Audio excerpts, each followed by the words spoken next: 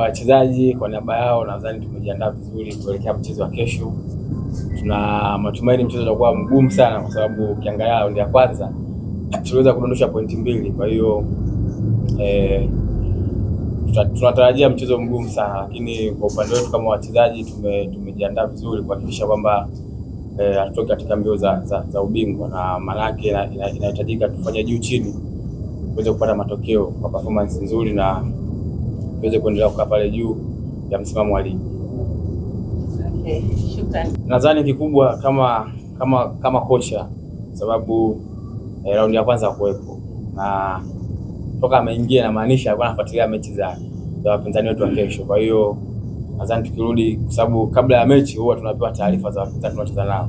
Kwa hiyo nadhani hata yeye kuna taarifa ambazo alipewa na benchi la ufundi ambao nadhani kuna baadhi ya viongozi walikuwepo kama meneja kama nani anaweza kumpa taarifa bana, hii timu ilikuwa inacheza hivi na hivi na hivi.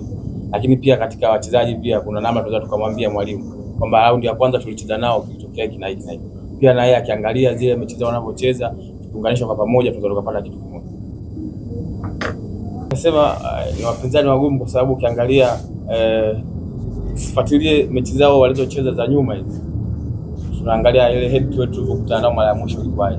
Kwa hiyo nimetolea mfano, mara ya mwisho tumecheza nao tulidondosha alama 2 tukaondoka na alama 1. Na raundi hii inamaanisha kwa upande wetu sisi tutaingia tukihakikisha kwamba tunafanya iliwezekanalo ili kuweza kupata matokeo, kwa sababu raundi ya kwanza tuliweza kufanya vizuri. Kwa tushajua namna gani tutaingia, na mwalimu ashatupa maelekezo yote kuelekea mchezo wa kesho. Kwa natumaini kila mtu atajitolea ambaye atapata nafasi kuhakikisha kwamba tunapata pointi 3 katika mchezo wa kesho, kwa sababu ukizingatia pia tuko nyumbani, tuna support ya mchezaji wa 12. Nadhani ukiangalia performance ya timu tunacheza nao kesho, ukiangalia mechi za CRDB tofauti na mechi za MBC, sababu hata ukifuatilia kuna timu za ligi kuu zishafungwa na timu za madaraja ya chini. Hata sisi pia nadhani historia nyuma tushawahi kufungwa na timu, Yanga shawahi kufungwa na timu ya daraja ya chini. Kwa nadhani approach ya mechi za ligi na mechi za makombe mengine huwa ni tofauti, lakini nadhani sisi kwa upande wetu tuko vizuri, tumejiandaa vizuri, na kikubwa ambacho tunaweza kukutana nacho kesho nadhani ni mbinu za mpinzani wetu, kwa sababu mwalimu aliyenaye tunajua uwezo wake, umeona. Lakini tutahakikisha tunafanya kila linalowezekana tuweze kupata matokeo. Shukrani sana Isla. Zungumza sasa.